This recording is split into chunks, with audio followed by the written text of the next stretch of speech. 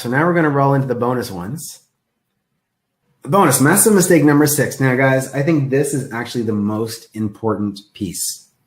So I really, really, really want you to take this to heart, because this is the game changer. Like, yeah, this is big. And it's not hype. I don't want to hype it up, but this is big. So one of the biggest problems we make is we make assumptions with our offer. And I'm going to go back to putting the camera on me for a second.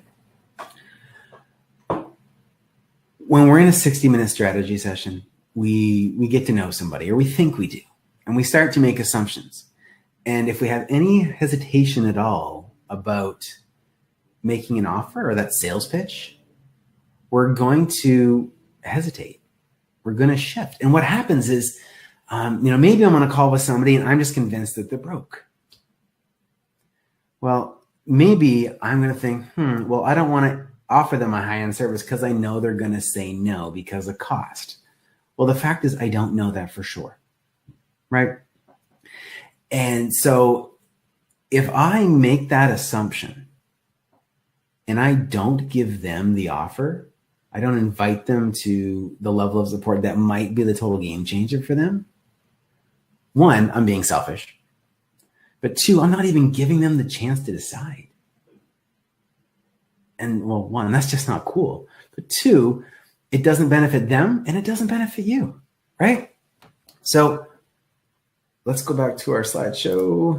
Here we go. So you don't properly serve the prospect. You take away their ability to decide, and you leave money on the table.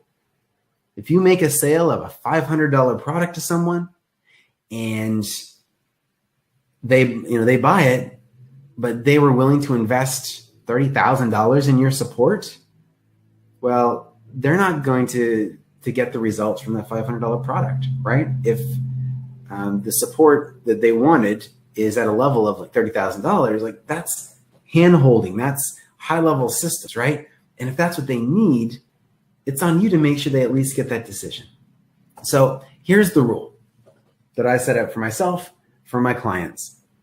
And it's always offer the highest level of support that's appropriate for your prospect. So what do I mean by that? And I want to dig into that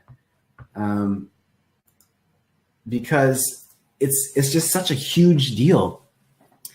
If you have somebody on a strategy session and you know that they want to get, let's say 6 figures in their first 6 months of business, well, that's probably not going to happen if you give them a digital course.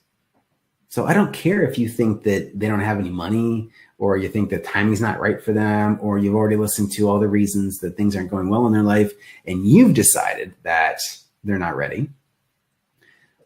Just because of that, like I want you to still offer them the highest level of support that's appropriate. Now, if they're not in a place where they're actually going to be effective working with you, let's say one-on-one, if that's your highest level of support, then don't offer one-on-one, right? They're not ready. That's okay. But don't make the assumption based on finances, because you're going to, 1, you're going to leave your money on the table, like I mentioned. But 2, you're just robbing them of potential success.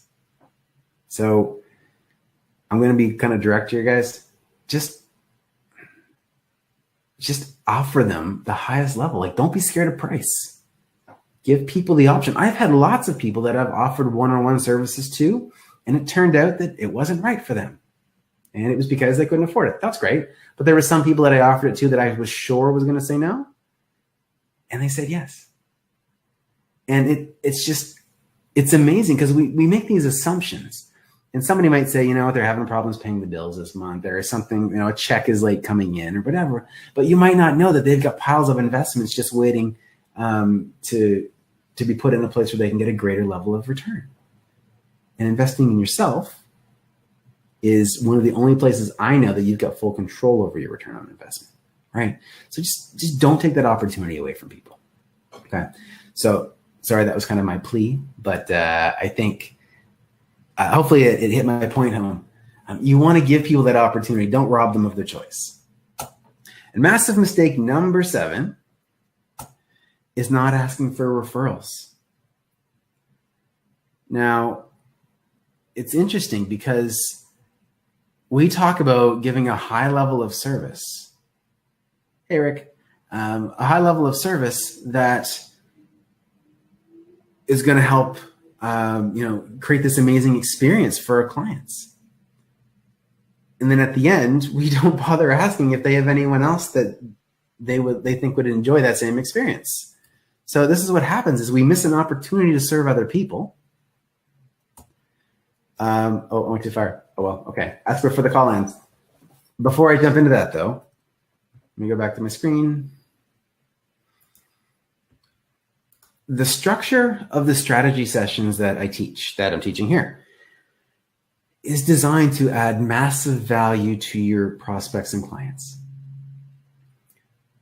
And we also just talked about how to not be attached to the outcome, right? So if, for example, you get to the end of the call, you think you and your prospect are a great fit to work together, and you make an offer and they say, no, I don't think so. You can say, okay, well, that's fine. I'm wondering, now that you have an idea and a sense of my style, my approach, can you think of anybody else that might benefit from that? And ask for the referral, because I want you to think of this strategy session. It might be risk-free, but think of it as a product, right? You're delivering this product, which is, and whatever it is for your business. I mean, for me, it's mapping out a sales strategy and finding the fastest path to cash. For you, it's obviously going to be different depending on your business, but think of it as a product. And even when they say no, when your strategy session is structured the way we've talked about today, it's still a positive experience for them. And so let them, nudge them, inspire them to give someone else's name if they think that it'll be beneficial to them, right? Don't say, hey, if you give me 15 names, I'll give you a free book bag like a gym might do, right? But sincerely ask them, and then ask them for an introduction. One of the things that is super important is that referrals will always be your highest converting leads in your business. Okay, because they're sent to you from someone typically that has experienced what you do and is willing to say, yes, I'll vouch for that person. In the world of online education, we had leads, referral leads would convert at like 20% when a normal lead would be between 1% and 4%. Like, it's crazy. And so just because you're in a coaching business or a consulting business, don't let that put you in a position where you no longer want to ask for a referral, right? That's one of the best ways to get ongoing business as well. So get the business, ask for the referral, and do it right at the end when your client feels good. Even if they just said no to an offer, don't make it feel like a breakup, right? Just say, okay. Like, don't be attached. And then you can ask for the referral, because you could be surprised how many referrals you could get from people that just say they're not quite ready for your services. Okay.